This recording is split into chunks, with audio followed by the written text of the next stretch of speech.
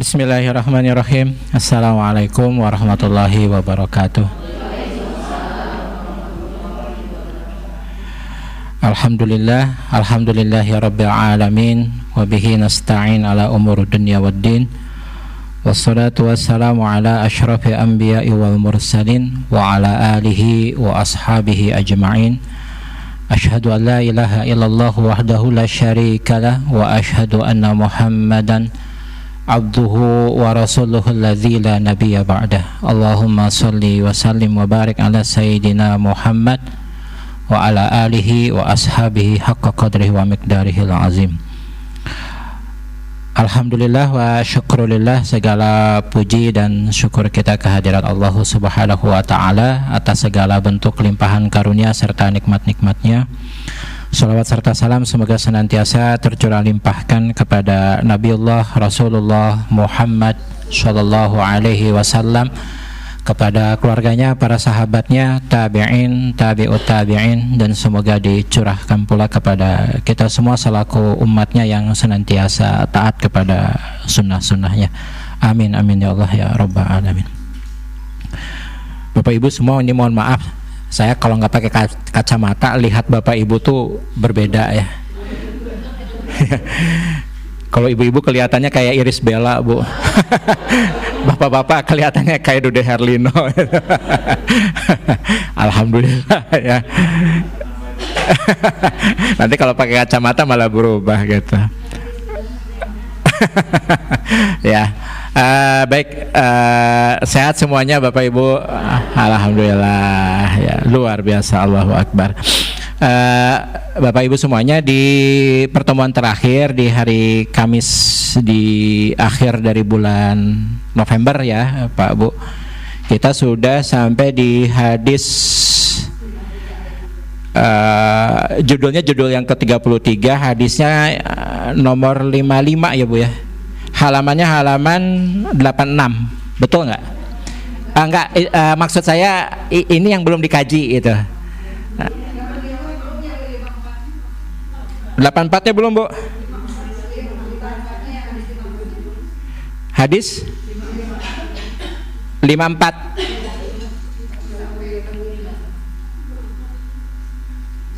Oh 54 belum ya Bu ya? Oh baik. Ya siap.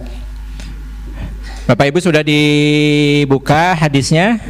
Sudah ya? Bismillahirrahmanirrahim.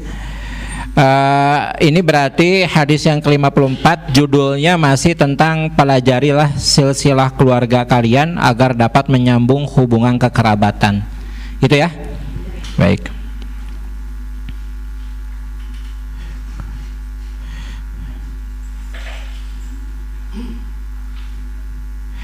Ini saya mohon izin memperkenalkan, ada teman kecil SD saya Bu. Ibu Eci namanya, sama uaknya. Artinya saya sama beliau baru ketemu setelah berapa tahun, mungkin hampir 17 tahun lebih. Sepupunya mahasiswa saya di TELU. Saya kalau nanya mahasiswa dari mana asal, dari Bandung, Bandungnya mana? Dewi Sartika di jalan apa? Wah, detail saya kalau nanya, oh di Adi Soren. Siapanya Ibu Hajah Adang? Loh kok Bapak tahu nama? Nah nyambung diinformasikan. Ya alhamdulillah bisa dipertemukan kembali, bisa tolabul ilmi di sini gitu. Hadis ke-54 berarti ya Bu ya, halaman 86. Baik. Bismillah. Ihfazu ansabakum tasilu arhamakum fa innahu la bu'ada birrahimi idza qarubat wa in kanat ba'idatan wala qurba biha idza ba'udat wa in kanat qaribatan wa kullu rahimin atihi yaumal qiyamah amama sahibiha tashhadu lahu bisillah in kana wasalaha wa alaihi biqati'ah in kana qata'aha. Hafalkanlah nasab kalian agar kalian dapat menyambung silaturahim. Hafalkan di sini bukan hanya dihafal Bu ya, misalkan nama kakek kita siapa, kemudian ke atasnya lagi siapa namanya. Ihfazu di sini pengertiannya jagalah. Nah, para penghafal Al-Quran ataupun penghafal hadis itu seringkali digelari dengan hafiz. Jadi gelar hafiz itu bukan hanya sekedar hafal, bukan hanya sekedar hafal. Seingat saya dulu pernah menyampaikan, maka untuk para penghafal Al-Quran di Timur Tengah gelarnya bukan lagi hafiz, Pak Bu. Masih ingat penjelasan saya? Gelarnya apa, Pak Bu? Hamil. Hamil itu ibu yang mengandung, namanya hamil. Nah, jadi penghafal Al-Quran itu dikiaskan, dimisalkan seperti ibu hamil. Kenapa demikian? Karena seorang ibu akan melakukan berbagai mana cara untuk melindungi janin yang ada di dalam rahimnya. Akan dijaga makanannya, akan dijaga minumannya, akan dijaga sumbernya dari mana. Kemudian akan dijaga ibu yang sedang hamil tersebut, ya, akhlaknya, adabnya, gitu ya. Karena mau tidak mau, sholahul abad ta'sirul lahu fil abna, bahwa kepribadian seseorang itu, baik ayahnya ataupun ibunya, itu pengaruhnya besar terhadap tumbuh kembang nantinya, baik secara fisik ataupun secara batin seorang anak. Itu berpengaruh, Bu. Jadi jangan dikira kalau ibu sedang mengandung putra ataupun putri di dalam rahimnya, ya, karakter ibu itu tidak akan diwariskan, tidak akan napak gitu, yang nggak ada tapaknya, bukan, ada bekasnya, ya, bahkan sangat membekas, ya, kepada anaknya, gitu ya. Makanya kalau saya seringkali mendoakan kepada mereka orang tua yang sedang hamil istrinya, gitu kan, agar senantiasa ayatakhallaqu bi akhlaqi hasanah, agar senantiasa membekali dirinya dengan akhlak yang baik, karena mau tidak mau itulah yang nantinya diwariskan kepada anaknya, orang tuanya, ayahnya ataupun ibunya. Makanya ulama satu kata, sholahul aba lahu ta'sirun fil abna. Jadi kesalehan orang tua itu membekas, ya, kepada anak-anaknya. Ya, makanya soleh dulu orang tuanya, insya Allah soleh anaknya. Itu yang dipahami oleh ulama-ulama kita, gitu. Makanya saya ambil contoh ibu-ibu dan bapak, nanti kalau buka-buka YouTube atau di Google itu boleh dicari, nanti ada ulama besar penghafal Al-Quran dari sejak kecil, namanya Yazid Al-Bustami. Yazid Al-Bustami ini hafalannya kuat, ya, hafalan hadisnya banyak, pun demikian dengan Al-Quran, sangat terjaga hafalannya. Nah, banyak orang tua yang bertanya kepada orang tuanya Yazid, terutama kepada ibunya, ibu, bagaimana cara bisa punya putra itu hafalan Qurannya kuat, hafalan hadisnya pun banyak, ya. Namanya Yazid Bustami, Yazid Bustami, Bu. Nah, akhirnya ibunya Yazid itu bercerita begini, saya tidak melakukan apa-apa, ya. Kalaupun mengaji Yazid, saya suruh untuk mengaji kepada seorang ulama. Jadi bukan saya yang mengajarkan. Itu. Ibu-ibu ini bertanya, lalu apa sebab kok Yazid bisa hebat hafalannya, gitu kan? Seingat saya selama hamil, ya, dengan Yazid sejak awal bulan kehamilan, itu setiap 3 hari selalu khatam Quran selama kehamilan, dan itu berlangsung sampai saya melahirkan, ya, Yazid. Pak Reza pengen punya anak penghafal Quran, sok atuh Pak Bu punya anak lagi. Oh, salah.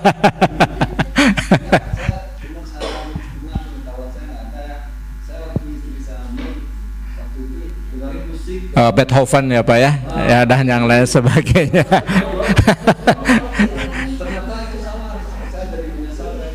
Ya, nggak apa-apa Pak, yang penting sekarang diperbaiki gitu aja. Kan sudah terlanjur Pak, ya, gitu. Kecuali Bapak mau program lagi punya anak, boleh. Mungkin nggak Pak? Ya.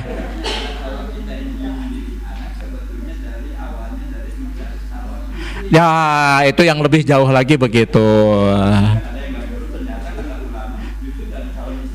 Betul. Tuh, iya.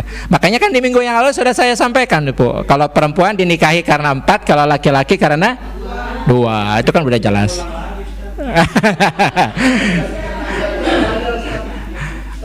Pas subur mah karena poligami wae ya Maya. Kenapa, Bu? Iya. Iya. Yang 2 itu akhlak dan agamanya, Pak. Ya.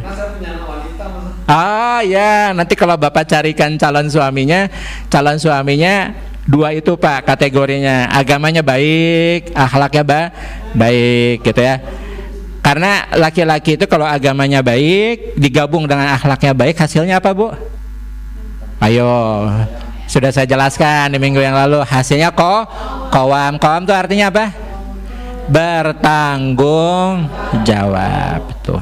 Jadi laki-laki itu kalau terkumpul padanya 2 hal, agamanya baik gitu ya, kemudian akhlaknya baik, maka akan lahirlah pada diri laki-laki tersebut pribadi qawam, yaitu bertanggung jawab. Itu aja, Pak, ya. Kalau Pak Oki kesusahan nanti saya bantu, boleh Pak, saya carikan, Pak. Ya. Saya punya banyak mahasiswa, insya Allah. Saya bantu nanti. Ya. Baik. Aduh, sampai mana barusan? Oh ya, hadis yang nomor 54 ya. Jadi yang dimaksud hafalkan di sini, jadi bukan hanya sekedar menghafal nama-nama, namun yang dimaksud adalah menjaga kehormatan ya, atau menjaga nasab. Itu yang dimaksud ya. Nah, nanti kita ketemu dengan hadis yang berikutnya. Nanti hadis-hadisnya saya sampaikan di hadis yang berikutnya. Kemudian di sini juga dijelaskan karena sesungguhnya hubungan kekeluargaan tidak akan renggang jika dipererat dengan berbagai kebajikan. Ya, jadi cara memelihara silaturahim itu adalah dengan senantiasa berbuat kebaikan dengan keluarga, terutama keluarga utama. Meskipun terdapat perbedaan yang jauh dalam martabat dan kedudukan, ya seperti yang pernah kita bahas sebelumnya, jangan sampai hubungan kekeluargaan itu kasih sayang atau silaturahimnya putus karena mungkin salah satu baik kakak ataupun adiknya hidupnya sukses secara ekonomi, kemudian hubungannya menjadi renggang dengan keluarganya, susah ditelepon, di WA nggak pernah dibales gitu, pengen ketemuan juga susah, setahun pun itu kalau bisa, dan yang lain sebagainya. Nah gitu, kadang-kadang suka begitu kejadian, Pak Bu ya. Padahal dulu adik kakak bareng-bareng susahnya, bareng-bareng senengnya gitu ya. Tetapi kan kadang-kadang kondisi ekonomi kakak beradik itu kan tidak sama, Pak Bu. Nah jangan sampai hal-hal seperti itu bisa membuat hubungan kekeluargaan, kasih sayang, silaturahim itu jadi renggang, Pak. Ya, ingat selalu Bapak Ibu semua, silaturahim itu kan pernah kita bahas sebelum-sebelumnya. Itu kan ibadah kepada Allah, pahalanya juga besar. Itu ya. Kemudian di sini juga dijelaskan, meskipun terdapat perbedaan yang jauh dalam martabat dan kedudukan. Nah jangan sampai gara-gara tadi sudah berubah status ekonominya dan yang lain sebagainya menjadi renggang gitu ya. Begitu pula hubungan kekerabatan tidak akan dekat jika direnggangkan, meskipun tidak terdapat perbedaan yang jauh dalam martabat dan kedudukan. Setiap rahim atau hubungan kekerabatan akan datang di hari kiamat nanti bersama setiap orang dan akan bersaksi mendukung orang tersebut apabila ia menyambung silaturahim, dan ia akan menggugat orang tersebut apabila ia termasuk orang yang memutus silaturahim. Saya dulu pernah mengingatkan adik saya. Jadi adik saya ini gemar setiap bulan tuh kirim bantuan ke yayasan panti yatim. Tapi ada adik karena orang tua sudah terbatas kemampuan ekonominya, biaya kuliahnya tersendat, Pak. Dan adik saya yang sering kirim bantuan ke panti yatim ini tahu. Nah, saya kasih nasihat, Dek, kenapa nggak buat adik kita yang bungsu dulu malah ke panti yatim, saya bilang. Itu. Kalau menurut ibu mana yang lebih wajib ditolong? Iya. Ya, memberi tolong itu kepada siapa? Yang punya kedekatan dalam kekerabatan. Sumayalihi, sumayalihi, sumayalihi. Baru yang berikutnya, baru yang berikutnya, baru yang berikutnya. Syukur alhamdulillah kalau kita diberi kelebihan. Saudara kita bisa kita bantu, masih ada sisa kita bantu kepada yang lain. Nah, itu barulah setelah itu paham. Nah, akhirnya prioritas masih ini masih ada sisa buat siapa ya? Ya, silakan. Mau keluar sih silahkan. Jadi jangan sampai ada masalah di dalam internal keluarga tidak terselesaikan ya, tapi malah keluar. Itu begitu harus diutamakan. Baik Bapak Ibu semua, kita ke hadis yang berikutnya. Ini hadisnya cukup panjang. Oh iya, mangga Pak Hadi. Ya, mangga Pak Hadi. Betul.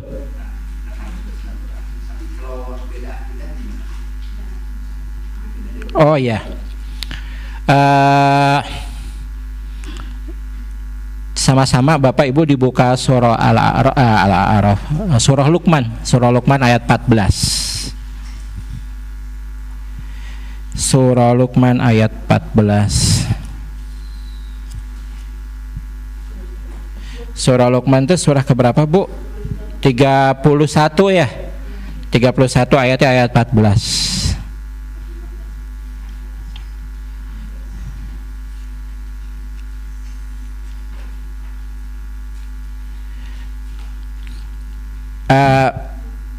Ayat 15, mohon maaf, ayat 15. Ada ayat 15? Surah Luqman surah ke-31 ayatnya ayat 15. A'udzubillahi minasyaitonir rajim. Wa in jahadaka ala an tusyrika bima laisa laka bihi ilmun fala tuti'huma wa sahibhuma fid dunya ma'rufa wattabi' sabila man anaba ilayya thumma ilayya marji'ukum fa unabbi'ukum bima kuntum ta'malun. Bapak Ibu semua, ini berulang kali ayat ini sering kali kita bahas ya. Dan apabila kedua orang tuamu jahadaka, ya, berusaha dengan sekuat daya ya, antusyrika, untuk membuat engkau menyekutukan Allah, artinya syirik kepada Allah. Kata Allah fala tuti'huma. Nah, dalam hal akidah maka tidak ada kewajiban, tidak ada keharusan engkau taat untuk memenuhi perintahnya ya. Tapi dalam hal ma'ruf, berbuat baik kepada kedua orang tua meskipun dia musyrik kafir, maka tetap birrul walidain itu hukumnya wajib. Nah, tadi pertanyaan dari Pak Hadi, kalau berbeda akidah bagaimana? Nah, ini jawabannya, berarti hukumnya tetap wajib. Jadi dengan karib, dengan kerabat gitu ya. Karena yang diharapkan begini Pak Bu, Bapak Ibu nanti kalau istirahat sholat zuhur, kalau setelah sholat zuhur biasa di teras kan, di bawah tuh itu kan ada perpustakaan mini ya, kotak warna merah kan. Saya sudah lihat beberapa minggu yang lalu, di situ ada buku tebal di pojok, di entah di tahap yang keberapa saya lupa. Judul bukunya Hukum Zakat. Nanti Bapak Ibu bisa lihat, bukunya masih ada, saya lihat masih ada itu. Nah, baca di sana poin tentang mustahik zakat. Orang-orang yang berhak menerima zakat itu ada berapa golongan? 8. Salah satunya wal mu'allafati qulubuhum, para mu'allaf. Ya, para mu'allaf. Nah, di situ ada tanya jawab dari mahasiswanya beliau, penulis buku tersebut Hukum Zakat, namanya Profesor Dr. Yusuf Kordowi. Beliau ditanya, Syekh, katanya, wahai guru, bagaimana hukumnya memberikan zakat kepada para mu'alaf di mana mereka itu kaya raya? Jadi sebelumnya non muslim secara ekonomi memang kaya, kemudian masuk Islam gitu. Apakah zakat ini tetap harus didistribusikan kepada mereka? Nah, kata Yusuf Qaradawi dalam penjelasannya di dalam buku itu justru masuk ke dalam 4 kelompok pertama. Jadi kalau oleh Yusuf Qaradawi itu dibagi 2 Bu, 8 itu Pak. Jadi ada kelompok pertama ya fakir, miskin ya dan mu'alaf diantaranya. Itu 4 kelompok pertama. Nah, 4 kelompok kedua sisanya. Nah, justru kata beliau prioritas pendistribusian zakat itu adalah kepada kelompok yang pertama. Nah, salah satunya mu'alaf. Waduh, udah kaya terus dibantu, ya tambah kaya dong. Bukan begitu cara berpikirnya. Nah, kalau beliau Syekh Yusuf Qaradawi menjelaskannya, jadi zakat itu cara pendistribusiannya adalah bukan diberikan langsung kepada mereka, tapi zakat yang terkumpul itu bisa dikelola oleh panitia zakat melalui cara-cara misalkan mengadakan seminar, mengadakan kajian, mengadakan taklim yang itu dihadirkan khusus bagi mereka para mu'alaf untuk memperkuat pemahaman agama terhadap Islam. Nah, kalau di Timur Tengah yang seperti ini sudah berjalan Bu. Nah, di Pusdai kan setiap bulan tuh selalu ada yang mu'alaf. Nah, saya sering tanya sama Ustadz Rahmat, sama Ustadz Dindi, itu para mu'alaf itu dibimbing lagi enggak? Harusnya dibimbing oleh siapa? Oleh pemerintah. Dalam hal ini perwakilannya siapa? Pusdai. Ada uangnya Bu. Uangnya itu dari lumbung zakat. Jadi mereka nggak perlu bayar, tapi sudah fasilitas negara dalam hal ini Badan Amil Zakat ya untuk memfasilitasi itu. Gunanya untuk apa? Dijaga jangan sampai nanti balik lagi ke agama asalnya. Itu maksudnya. Nah, itu dalam disertasinya S3-nya beliau Yusuf Qaradawi, beliau menjelaskannya seperti itu. Jadi uang zakat itu dikumpulkan kemudian didistribusikan dengan cara seperti itu, bahkan jadi prioritas karena diharapkan mu'alaf yang kaya ini setelah dia paham agamanya maka nantinya dia akan melakukan tijarah, akan berdagang dengan Allah. Bentuk perdagangannya bagaimana? Dia akan berjihad di jalan Allah dengan hartanya, dengan jiwanya. Kan Allah berfirman, hal adullukum ala tijaratin tunjikum min azabin alim. Wahai kalian orang yang beriman, mau nggak aku perlihatkan kepada kalian, aku tunjukkan kepada kalian ya, suatu perniagaan, suatu perdagangan yang apabila kalian melakukannya maka kalian akan diberi surga oleh Allah. Nah, diantaranya adalah ya antujahidu fi sabilillahi bi amwalikum wa anfusikum. Kalian berjihad di jalan Allah baik dengan jiwa kalian atau dengan nyawa kalian ataupun dengan harta kalian. Itu begitu Pak. Yang dimaksud berjihad dengan harta itu apa bentuknya? Ya bisa infak, bisa sedekah ataupun bisa zakat. Nah, yang diharapkan dari orang-orang kaya itu begitu Bu, orang kaya yang mu'alaf. Nah, sekarang kalau nggak dibimbing agamanya lepas lagi nanti Bu, lepas lagi. Makanya kalau Bapak Ibu perhatikan, Rasulullah itu di awal dakwahnya yang beliau kumpulkan itu kan sahabat-sahabat besar. Abu Bakar senioritasnya, Umar ya ketahanan fisiknya gitu kan. Kemudian Utsman kaya Bu, Ali dengan keilmuannya. Itu semua dikumpulkan oleh Rasulullah. Sahabat-sahabat besar ini punya latar belakang yang berbeda, disatukan semuanya ya untuk membantu Rasulullah Shallallahu Alaihi Wasallam. Nah, begitu penjelasannya Pak Hadi. Ada yang mau disampaikan dulu Pak, Bu, sebelum dilanjut ke hadis yang berikutnya? Nggak ada ya? Baik, kita lanjut ke hadis yang berikutnya. Wah, ini panjang hadisnya ini. Budak suatu kaum termasuk dalam keluarga mereka. Saya kritisi dulu judulnya, Bapak Ibu semua. Budak suatu kaum. Jadi, yang dimaksud budak di sini hamba sahaya. Atau kalau dalam kehidupan kita itu misalkan kita punya asisten lah, atau punya khodimah, bukan khodam. bukan punya khodam. Bahasanya lain kalau udah khodam ya Pak Bu. Tuh Bu Ai ketawa, ibu gaduh khodam Bu. Oh, sebelah. Aduh. Ibu-ibu kalau dengar khodam itu siapa Bu? Ya siapa? Makhluk bangsa malaikat atau bangsa jin? Hah?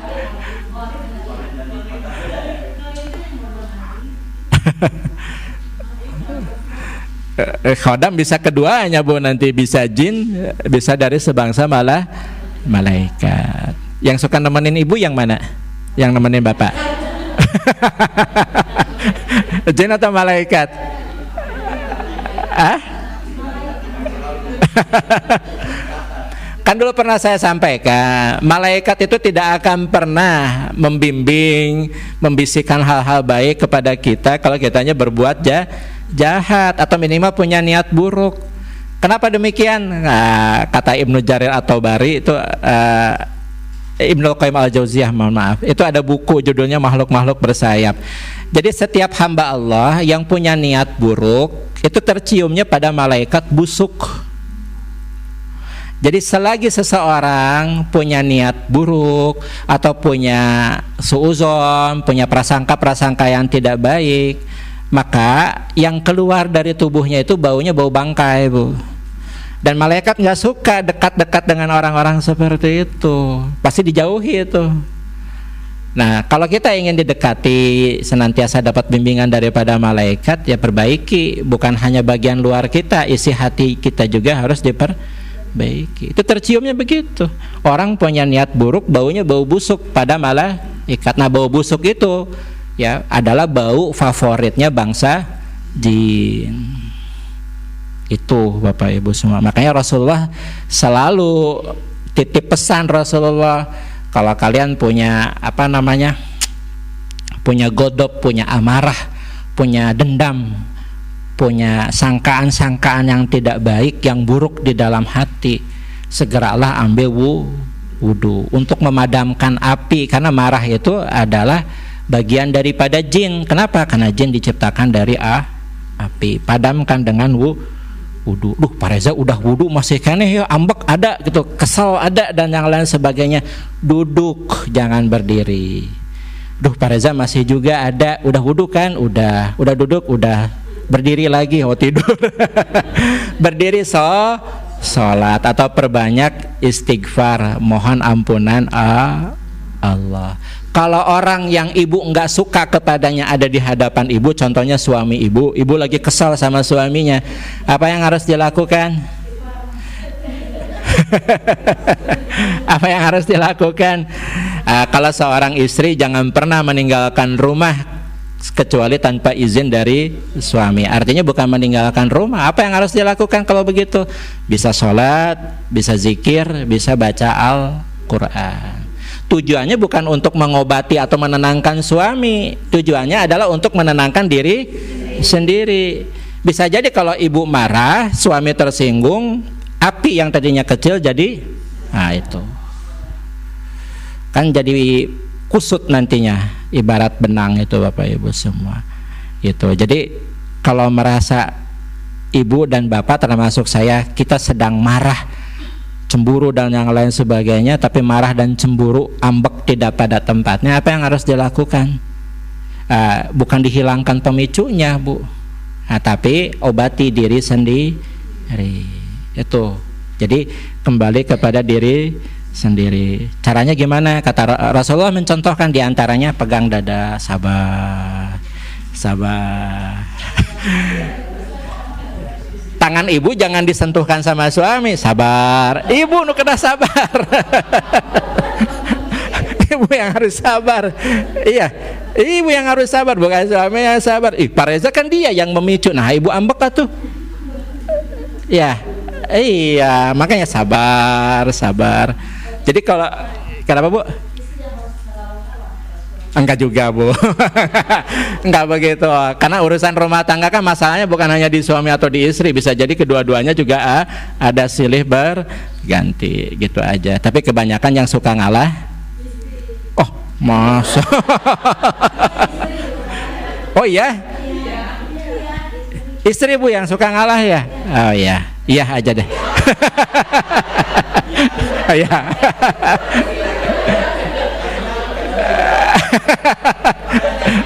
Karena yang saya kiri belok yang kanan sering. Ya. Kan rumusnya gitu, istri gak pernah salah. Kalau salah, nomor 2 balik lagi ke peraturan yang pertama. Ibu masih ingat dulu kajian kita surah At-Tahrim, ketika Hafsah berbuat salah kepada Rasulullah, minta maaf nggak Hafsah sama Rasulullah, Bu? Enggak, tuh udah gitu perempuan mah ya. Minta maaf nggak, Bu? Bukan saya yang jawab. Minta maaf nggak Hafsah, Bu, sama Rasulullah? Enggak ya? Nah, tuh kata Bu Deti. Jadi bentuk minta maafnya Hafsah kepada Rasulullah apa? Memperbaiki diri. Makanya malaikat Jibril datang kepada Rasulullah. Ya Rasulullah, dirujuklah Hafsah itu. Kenapa? Dia sudah memperbaiki diri, udah taubat. Apa bentuknya taubatnya katanya? Bentuk permintaan maafnya apa? Dia rajin sholat malamnya, dia rajin baca Al-Qur'annya, dia rajin zikirnya. Nah, itu taubatnya perempuan tuh begitu. Itu. Ada maunya. Ya gitu. Ya selagi memang kita nyungkun ya disebut ya Bu ya, kita berbuat baik agar dibalas kebaikan oleh pasangan ya nggak apa-apa, itu mah sunnah justru ya, lumrah. Jadi kalau pas subur tiba-tiba diam-diam udah sekian lama nggak pernah ngasih apa-apa, tiba-tiba ngajak ibu ke toko emas 6 kan ada apa-apa nih kan gitu. Nggak apa-apa kalau demi kebaikan, alhamdulillah gitu. Baik lanjut Bapak Ibu semua, masuk nih, ini baru ngebahas judulnya ini. Baik. Rifa'ah ibn Rafi berkata bahwa Rasulullah SAW pernah berkata kepada Umar, Ijma'li qaumak, kata Rasulullah, kumpulkan kaummu. Ya, Rasulullah berkata kepada Umar, kumpulkanlah kaummu. Ya. Umar radhiyallahu anhu lalu mengumpulkan mereka. Ketika mereka telah berkumpul di pintu rumah Rasulullah SAW, Umar radhiyallahu anhu lalu masuk dan berkata kepada Rasulullah, "Qad jama'tul laka qaumi." Ya Rasulullah, saya telah mengumpulkan kaumku. Ketika orang-orang Ansar mendengar hal itu, mereka berkata, "Ibu, Bapak, kalau dengar Ansar siapa Pak, Bu?" Penduduk Madinah. Jadi hadis ini peristiwanya di Madinah, itu ya. Nah, ini orang-orang Ansar berkata, qad nazala fi Quraisy al-wahyu, telah turun wahyu pada orang Quraisy, maka berdatanganlah mereka yang ingin mendengar dan melihat apa yang akan diwahyukan kepada kaum Quraisy. Rasulullah SAW lalu berdiri di antara mereka dan bersabda, hal fikum min ghairikum, apakah ada orang lain yang bergabung dengan kalian? Mereka menjawab. Nah, sampai di sini saya ingin jelaskan terlebih dahulu, Pak Bu. Ketika Rasulullah bertanya, adakah orang lain yang bergabung dengan kalian? Nah, yang dimaksud dengan kaum itu adalah keluarganya Umar, baik itu istrinya, baik siapapun mereka yang menjadi keturunannya. Nah, setelah semuanya berkumpul, Rasulullah bertanya, masih ada yang lain gak dari kaummu itu, wahai Umar? Nah, kata Umar di dalam hadisnya begini, na'am fina halifuna wa banu ukhtina wa mawalina, benar di antara kami ada sekutu, keponakan dan budak kami. Nah, yang ingin saya garis bawahi sesuai dengan judul, budak kami. Ya, Bapak Ibu perhatikan, ini unik. Rasulullah kan bertanya, hal min ghairikum, ada yang lain enggak? Kata Umar, ada. Siapa? Sekutu, keponakan dan budak. Jadi seakan-akan Umar mengatakan dua hal. Betul nggak? Jadi seakan-akan Umar mengatakan dua hal ketika Rasulullah meminta Umar untuk mengumpulkan kaumnya. Setelah terkumpul, Umar berkata ya kepada Rasulullah, ini sudah terkumpul Rasulullah. Rasulullah nanya, hal min ghairikum, ada yang lain nggak? Umar baru menyebut setelah itu, ada sekutu kami, budak kami beserta keponakan kami. Jadi seakan-akan Umar mau mengatakan di hadapan Rasulullah kalau para budak itu bukan keluarga. Sedangkan menurut Rasulullah budak itu adalah keluarga. Paham nggak Pak Bu? Nah, jadi dari hadis ini yang ingin saya sampaikan, pesan moral agamanya apa Pak Bu? Perlakukanlah mereka, siapapun yang menjadi, mohon maaf, asisten atau pembantu di dalam rumah tangga kita. Apa yang kita makan itu juga yang mereka makan. Apa yang diminum oleh tuannya itu pula yang diminum oleh tuannya. Itu begitu Pak. Ya, jadi jangan dibeda-bedakan. Ya, tuannya makan daging ayam, asistennya makan misal gitu. Enggak, harus bisa makan. Enggak, saya pengen bertanya sama Bapak Ibu semua, realitanya ada yang begitu Pak Bu, membedakan antara apa yang dimakan oleh tuan dengan ada. Nah tuh kata Ibu, ya di Cina suka gitu ya Bu ya, ada tuh. Ada memang. Nah dalam Islam nggak begitu Pak Bu. Apa yang dimakan oleh tuan itu juga yang dimakan oleh asisten atau pembantunya. Jangan dibedakan. Makanya ada pepatah dalam bahasa Arab, la tahtakir man dunaka falikulli syai'in maziyah. Kalian jangan suka merendahkan orang lain karena setiap orang punya kelebihannya masing-masing. Nah, itu jelas tuh Pak Bu. Baik, dilanjut, ini hadisnya masih panjang. Jadi ini dialog antara Umar bin Khattab ya dengan Rasulullah. Halifuna minna wa banu ukhtina minna wa mawalina minna. Ini ucapan Rasulullah nih. Setelah Rasulullah mendengar perkataan Umar, Rasulullah kemudian bersabda seperti ini.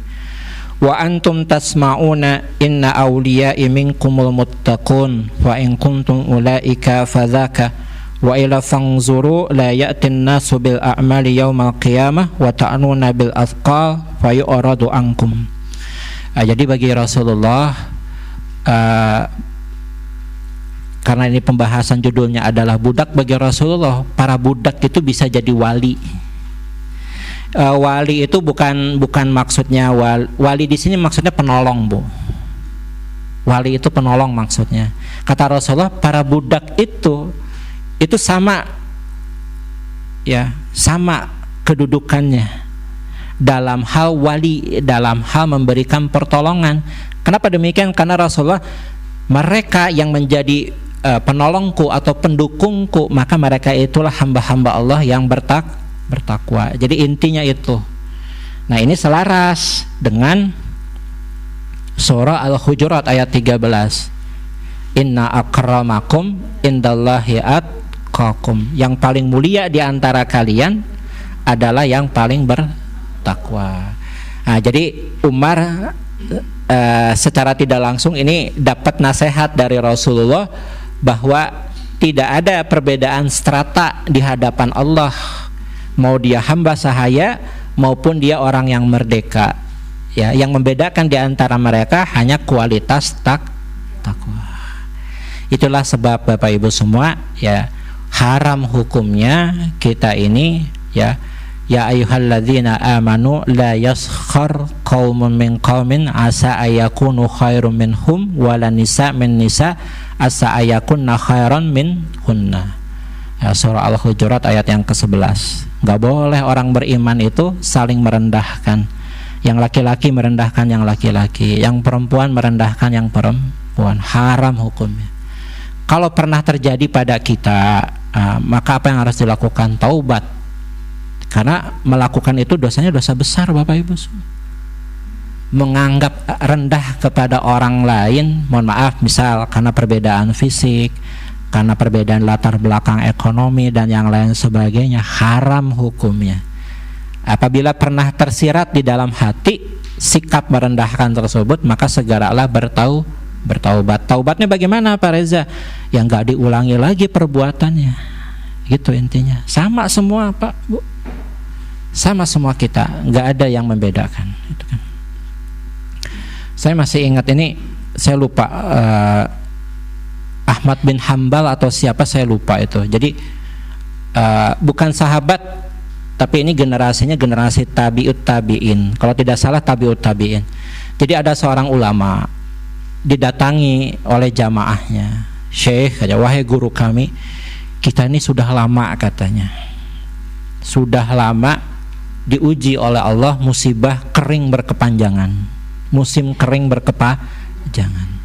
Fad'ulana, ya, maka bermohonlah kepada Allah ya untuk kami, maksudnya agar diturunkan hujan.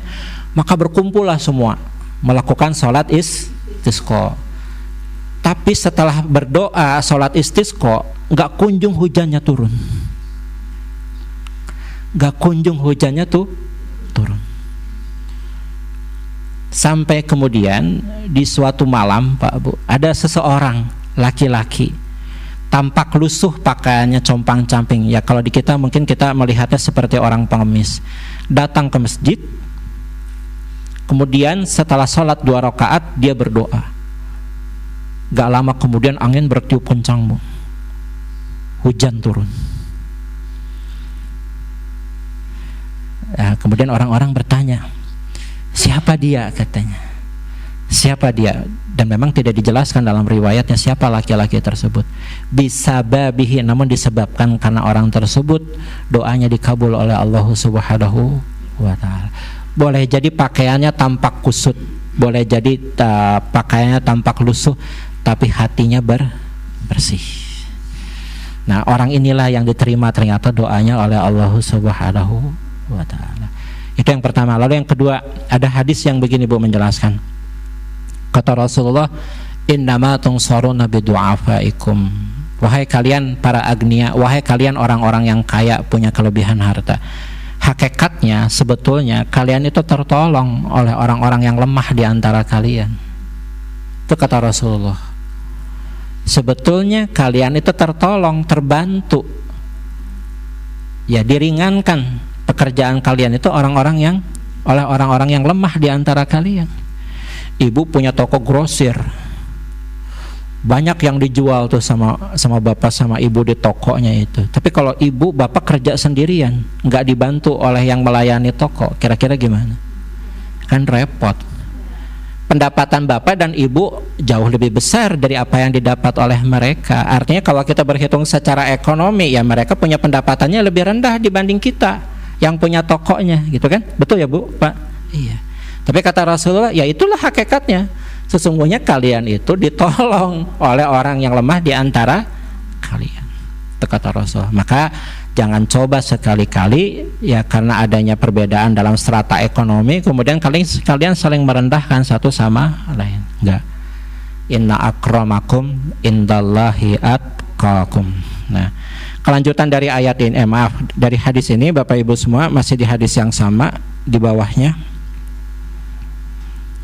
Kata Rasulullah, ya ayuhan nas, wa rafa'a yadaihi, ya, yada'uhu ma'ala ru'usi Quraisy. Ayuhan nas, inna Quraisyan ahlu amanah, man baghi bihim qala Zuhair azunnuhu qala al-awasar, qabbahullahu liman kharaih yaqul zalika thalatha marrat. Wahai manusia, kata Rasulullah sambil mengangkat tangannya pada kepala orang-orang Quraisy, wahai manusia, sesungguhnya orang-orang Quraisy adalah orang-orang yang memegang amanah. Siapa yang berbuat zalim terhadap mereka? Salah seorang perawi, Az-Zuhair namanya, ia berkata, saya kira beliau mengatakan al-awasir, niscaya Allah akan menelungkupkan wajahnya. Maksudnya siapapun orang yang dengan berbagai cara bermaksud ya untuk meruntuhkan kemuliaan orang-orang Quraisy, maka akan dibalas oleh Allah dengan cara disungkurkan wajahnya ke tanah. Ini saya udah nyiapin materinya banyak banget terkait hal ini Bapak Ibu semua. Pertama ada hadis yang menjelaskan begini, inna Quraisyan ahlu amanah la yabghihimul asar ahadun illa akabahullahu liman kharih. Ya, ini kata Rasulullah, sesungguhnya orang-orang Quraisy itu pemegang amanah yang tidaklah pantas seseorang dari mereka mendahului atau membocorkan rahasia-rahasia, melainkan Allah telungkupkan dia di atas kedua lubang hidungnya. Maksudnya begini Pak, Bu, saya ambil contoh daerah istimewa Yogyakarta. Siapa yang jadi pemimpin tertinggi di Yogyakarta itu Pak, Bu? Sultan, gitu ya. Nah, strata kekuasaan di Yogyakarta itu seperti strata kekuasaan di Quraisy. Jadi jangan coba-coba melakukan ya hal-hal untuk merebut kekuasaan tersebut. Di pemerintahannya siapa ya?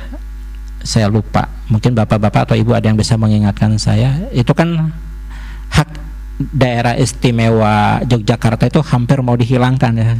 Kemudian dikritikkan Pak Bu itu. Nah, berarti nggak paham sejarahnya. Nah, saya ingin jelaskan begini. Kenapa Rasulullah mengatakan bahwa Quraisy itu adalah pemegang amanah? Nah, perlu dipahami sejarahnya Bapak Ibu semua, bahwa sampai detik ini saya katakan, Ka'bah itu dan sekelilingnya ya, yang bertugas memegang kunci Ka'bah, yang memelihara Masjidil Haram, wasakuna, dan yang memberi akomodasi baik makan, minum ataupun tempat tinggal para musafir, orang-orang yang datang entah hanya untuk berdagang saja atau untuk beribadah khususnya umrah ataupun haji, itu semua dilayani oleh siapa? Dilayani oleh garis keturunan Rasulullah Sallallahu Alaihi Wasallam, nasabnya dari Bani Quraisy. Nah, jadi kata Rasulullah, ya, ahlu Quraisy ahlu amanah. Penduduk Quraisy itu adalah penduduk yang paling amanah. Nah, kenapa Rasulullah berani mengatakan itu? Apakah ini semata-mata hanya, mohon maaf, apa bahasanya ya? Sebentar saya carikan dulu bahasanya paling tepat. Apakah ini dinasti? Bukan. Bukan Pak Bu. Jadi memang nanti Bapak Ibu setelah kajian ini boleh cari di YouTube, kalau enggak juga cari di website silahkan gitu ya. Ini saya sampaikan dulu begini Pak Bu. Apa yang ingin saya sampaikan barusan ini saya kuatkan dengan hadis. An Wasilah bin Al-Asqa radhiyallahu anhu qala Rasulullah sallallahu alaihi wasallam innallaha astafa Kinanah min waladi Ismail. Sesungguhnya Allah telah memilih Kinanah min waladi Ismail, daripada anak keturunan Ismail. Jadi Bani Kinanah itu anak keturunan Ismail. Wastofa Quraisyan min Kinanah, dan dari Kinanah ya kami pilih Quraisy. Wastofa Bani Hashim min Quraisy, dari Quraisy kami pilih lagi Bani Hashim. Ya, wastofani min Bani Hashim, dan dari Bani Hashim itulah Allah memilihku. Bapak Ibu, Mustafa itu artinya apa Pak Bu? Sanes gorengan Mustafa sanes. Ibu mah emotna kadinya. Apa Mustafa itu? Asal katanya dari apa? Soft. Ya, soft itu artinya apa? Bersih, suci, lembut.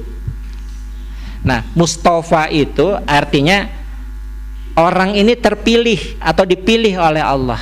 Kenapa terpilih atau dipilih oleh Allah? Karena bersih, karena suci. Ya, apanya yang bersih, apanya yang suci? Nah, ini saya jelaskan ini. Apanya yang bersih, apanya yang suci? Nah, di sini dijelaskan dari Ibnu Abbas radhiyallahu anhu, qala Rasulullah sallallahu alaihi wasallam, lam yaltaqi abawaya qattun ala sifah. Ya. Jadi kakek dan nenek moyangku ke atas itu keduanya tidak pernah melakukan sifah, tidak pernah melakukan perzinahan. Itu yang dimaksud dengan Mustafa, bersih, suci, itu maksudnya. Artinya leluhurnya Rasulullah baik dari pihak ayah ataupun dari pihak ibu tidak ada yang tersentuh perzinahan. Lam yazallah yang kuluni minal aslab at-thayyibah ilal arhamit tahirah. Allah senantiasa memindahkan diriku, maksudnya janinku. Ya.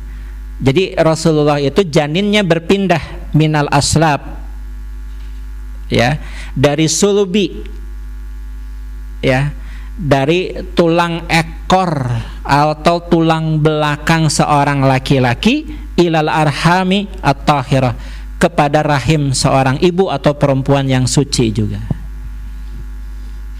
Jadi begitu berpindahnya Rasulullah itu Pak Bu, dari satu ke satu generasi yang berikutnya. Musaffa muhazzaba, bersih sekali dan sangat terjaga.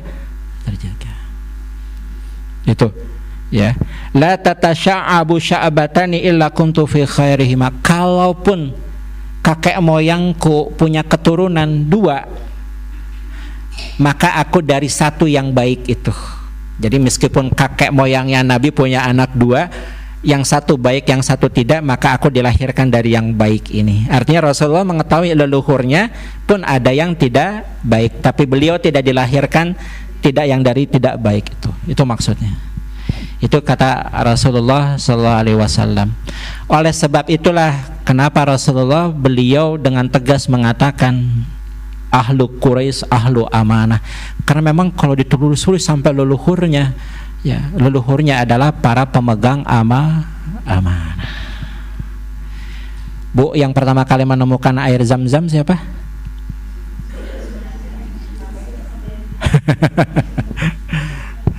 Air Zam-Zam itu adanya sejak kapan Pak Bu?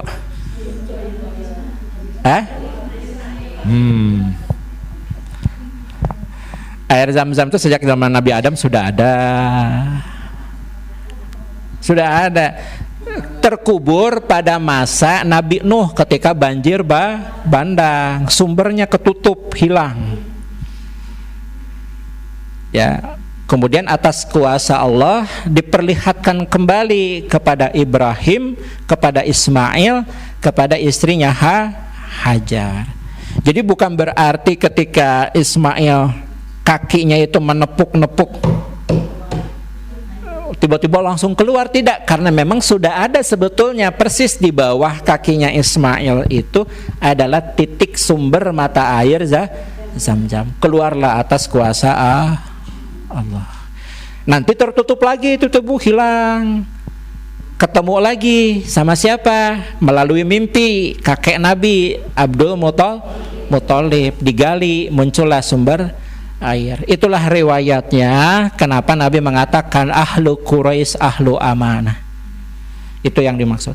Jadi yang paling amanah memegang urusan Ka'bah serta sekitarnya adalah leluhur Nabi sallallahu alaihi wasallam, dan mereka tidak pernah khianat. Siapa yang membutuhkan air dibagi, siapa yang membutuhkan makanan dibagi, siapa yang membutuhkan tempat perlindungan diberikan. Itulah ciri khas karakter orang-orang Quraisy, pelayan dan pelindung. Itulah yang menunjukkan bahwa ahlu Quraisy itu adalah ahlu amanah. Ada nggak di antara bapak ibu itu udah generasi ketiga lah minimal gitu ya, atau ibu generasi keempat? Ibu, orang tuanya, kakek atau neneknya ibu itu sampai leluhurnya yang keempat pekerjaannya teh sama, penilik di sekolah ada, atau guru ada, mungkin ada yang seperti itu nurun Bu. Atau pedagang misalkan, ada nggak? Boleh jadi orang tua kita atau kakek nenek kita itu usahanya punya anak banyak. Nah, misalkan anaknya 11, dari yang 11 ini semuanya ASN atau PNS, cuma satu yang pedagang. Nah, ini genetiknya nih. Nanti anaknya ada lagi terus gitu. Itu biasanya dalam sebuah keluarga itu ada yang seperti itu. Ada di antara bapak ibu. Oh, aki ninina polisi. Orang tuanya polisi, sampai anak-anaknya polisi juga terus sampai ke bawah. Ada yang seperti itu? Ada pasti itu. Itu begitu Pak. Nah, perekonomian Mekah dari dulu sampai sekarang ya pemegang urusannya bukan pemegang kekuasaannya, pemegang urusannya adalah Bani Quraisy. Adalah kaum Quraisy. Kenapa tidak pernah bergeser kepada yang lain? Ya, karena mereka lah yang paling amanah. Makanya Rasulullah mengatakan ahlu Quraisy ahlu amanah. Tetapi komunitas Quraisy ini jumlahnya semakin berkurang dan sulit diketahui ya, kecuali yang memang mengurusi Ka'bah. Sebagian sudah menyebar Bapak Ibu semua. Di kita ada ulama terkenal namanya Prof. Quraisy Shihab. Ya, orang tuanya memberikan beliau nama itu karena diharapkan beliau Pak Quraisy sebagaimana ahlu Quraisy ahlu amanah. Jadi kalau Bapak Ibu ya pengen punya anak laki-laki nanti mau dikasih nama Quraisy, artinya itu berarti diharapkan amanah. Bagus artinya Pak Reza. Saya punya anak laki-laki namanya Asep, mau saya ganti aja Quraisy sama enggak ya, silahkan lah itu. Boleh mangga gitu. Pak Oki mau ganti nama juga sekarang boleh Pak, jadi Quraisy. Harus ke Disduk Capil nanti ganti KTP ganti SIM ya Pak ya. Baik, satu hadis lagi Bapak Ibu semua ya, satu hadis lagi. Seorang yang mengasuh 2 atau 1 anak perempuan. Ini nih. Ini unik Pak Bu. Rasulullah itu sampai-sampai mengeluarkan hadis yang terkhusus untuk anak perempuan. Bukan perempuan, anak perempuan. Kenapa coba Pak Bu? Saya nggak akan bahas hadisnya, tapi nanti saya munculkan ayat terkait tentang judul hadis ini. Hadisnya belum kita bahas di pertemuan sekarang, tapi di pertemuan yang akan datang. Iya, harus masuk. Alasannya kenapa Pak Bu? Sampai-sampai Rasulullah itu mengkhususkan hadis tentang anak perempuan. Punten ya Bu, Pak, terutama yang ibu-ibu jangan tersinggung dengan kata-kata saya. Perempuan itu nggak ada harganya, nggak ada harganya perempuan itu. Sebelum Rasulullah dilahirkan, sebelum Rasulullah diutus. Namun setelah Rasulullah diutus, harkat, martabat, derajat wanita itu diangkat tinggi-tinggi oleh Rasulullah Sallallahu Alaihi Wasallam. Nah, sekarang coba Bapak Ibu buka surah An-Nahl, surah ke-16. Kenapa muncul hadis-hadis dari Rasul terkait dengan anak perempuan? Surah ke-16 ayat-ayat 58 sampai ayat 59.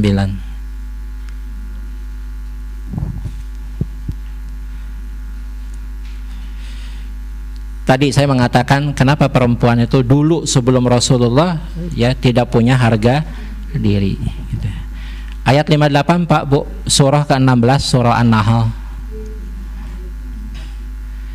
Ada Pak Bu? Ketemu ya? Baik, saya bacakan ini. A'udzubillahi minasyaitonirrajim. Wa idza busyira ahaduhum bil unsa zalla wajhuhu muswadda wa huwa kazim yatawara minal qaumi min su' ma busyira bih ayumsikuhu alahun am yadussuhu fit turab ala sa'a ma yahkumun. Wa idza busyira ahaduhum bil unsa, dan apabila laki-laki di antara mereka diberitakan atau diberikan kabar kepada mereka bahwa istrinya telah melahirkan seorang anak perempuan. Bisa dipahami Bu? Pak, bisa? Ya, zalla wajhuhu muswada, maka si ayah, si suami, wajahnya tiba-tiba berubah menjadi merah hitam. Apa maksudnya Bu merah hitam? Kecewa, marah. Baru brojol Bu. Kan teu aya USG tipe kapungkur mah Bu. Ya. Coba Bapak Ibu dulu waktu melahirkan anak pertama, dalam hati suaminya lelaki. Dalam hati ibunya perempuan. Nah, pas dibawa ke dokter kandungan usia 8 bulan di USG, Pak, alhamdulillah anak kita perempuan. Langsung berubah wajah nate. Padahal pengennya laki. Nah hanya perempuan. Nah lebat hatena Bu gitu, nggak bilang sama istrinya langsung. Atau kalau bilang marame nanti ya.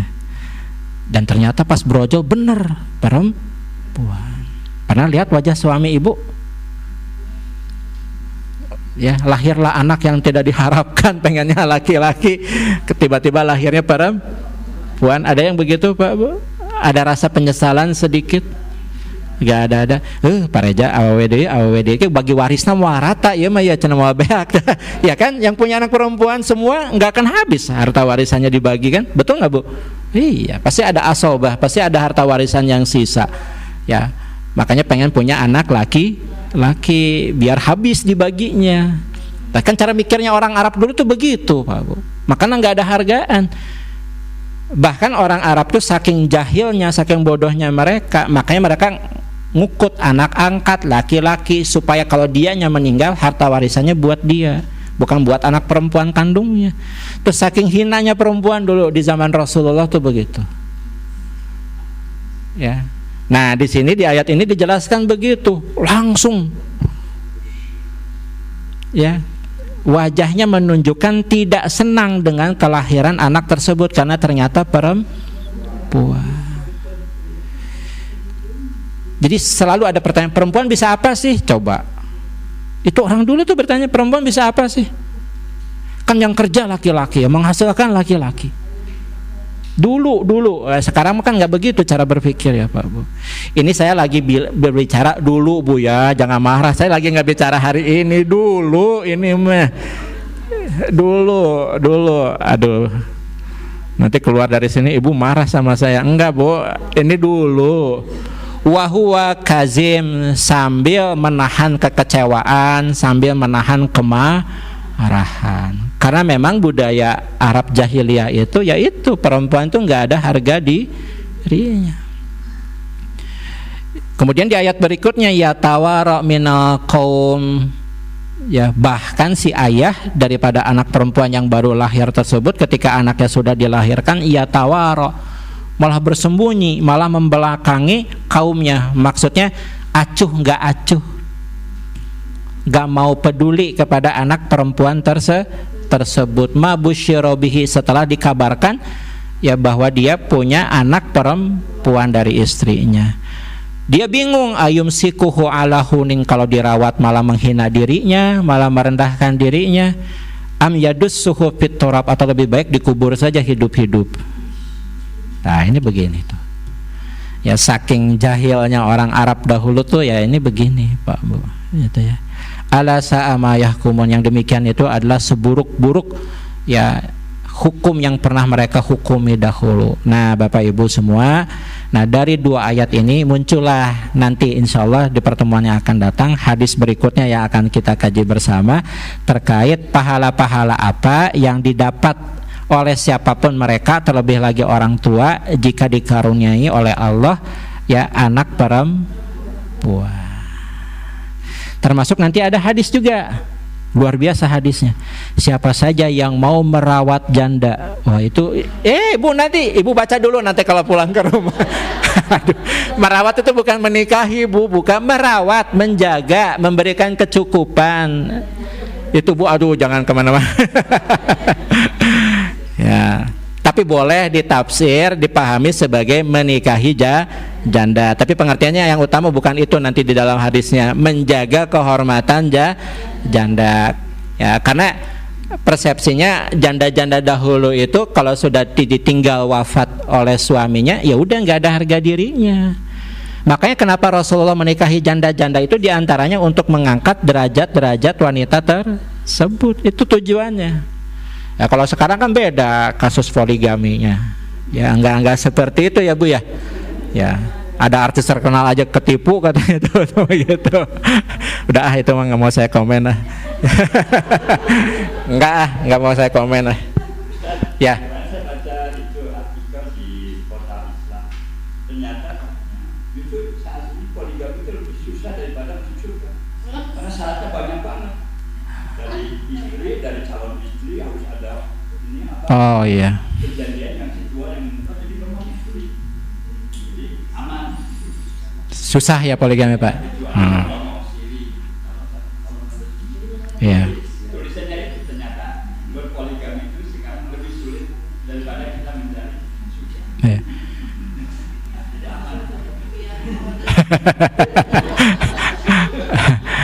Bu, susah Bu, gitu Pak. Ini penutup dari saya Pak Bu. Kita kan setelah ini persiapan sholat zuhur. Ini penutup dari saya. Dulu saya pernah naik Grab mobil Pak Bu, dari rumah di Ciwasra ke Geger Kalong. Masuk tol Buah Batu tuh, sepanjang jalan tol itu dia nanya, karena saya pakai kopiah itu, pakai jas seperti ini. Bapak mau kemana Pak? Oh ini saya mau ngisi khutbah nikah, kebetulan ada yang mau nikah orang Geger Kalong. Oh, kebetulan Pak saya pengen nanya, kata. Menurut pendapat Bapak poligami itu bagaimana? Wah, ujuk-ujuk tadinya nanyanya itu.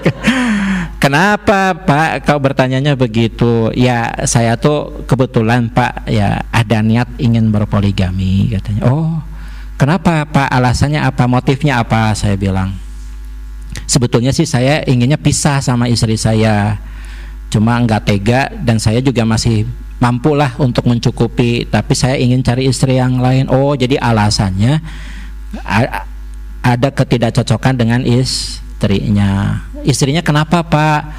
Wah, pakai kerudungnya gitu Pak, katanya. Oh, dijelek-jelekin istrinya itu. Dia keras Pak, bebarian ambek dan yang lain sebagainya. Oh gitu. Ya, saya bilang, Pak, kalau istri Bapak nanti cara berpakaiannya bagus, akhlaknya jadi bagus, Bapak mau tetap nikah dengan perempuan lain? Nah, kalau itu saya pikirkan dulu Pak, katanya. Bisa dipahami nggak Pak? Kalau begitu Bapak nanti pulang ke rumah didik suaminya, istrinya. Ditata lagi cara berpakaiannya, akhlaknya ditata lagi, supados saya kadelehna gitu.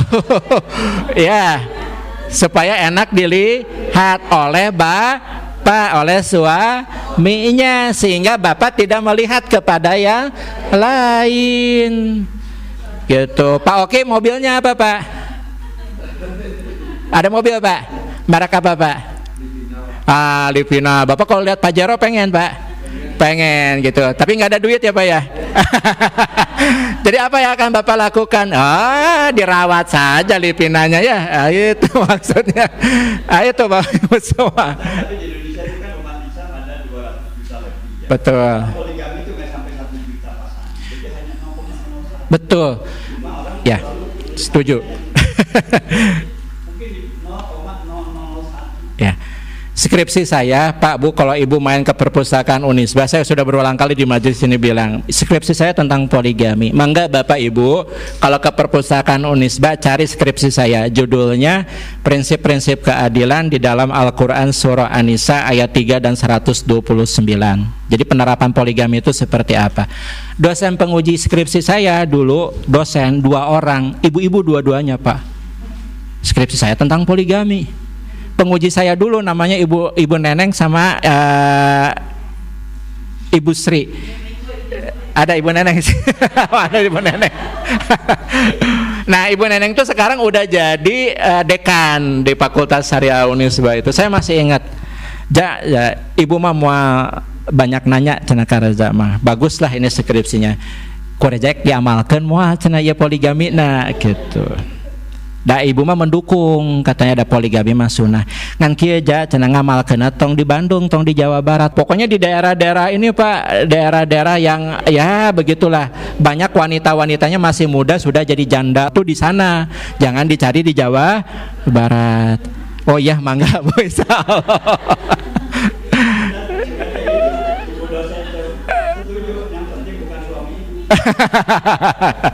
Agak ya. Itu Bu, jadi satu hal saja sih Pak, ini jadi poligami ya teh Pak Bu. Satu hal saja Bapak Ibu semua, intinya kalau kita kaji hadis-hadis di dalam Adabul Mufrad ini tujuannya tidak ada lain, Rasulullah berharap kita sebagai umatnya menjadi pribadi yang lebih baik lagi, punya akhlak, punya adab, ya, punya etika yang baik. Jadi orang baik itu insya Allah bermanfaat, itu intinya Pak Bu, baik perbuatannya ataupun lisannya, gitu ya. Cukup ya Bapak Ibu semua, ada yang mau disampaikan? Aduh, jangan dicari Pak Oki. Nanti dibaca. Boleh itu tadi Pak, prinsip keadilan dalam berpoligami. Pak Oki mau baca skripsi saya ini. Di Unisba Pak ya, bukan di UGM, di Unisba. Oh gitu. Boleh. Iya. Itu tadi Pak, prinsip-prinsip keadilan berpoligami dalam Quran surat An-Nisa ayat 3 dan 129.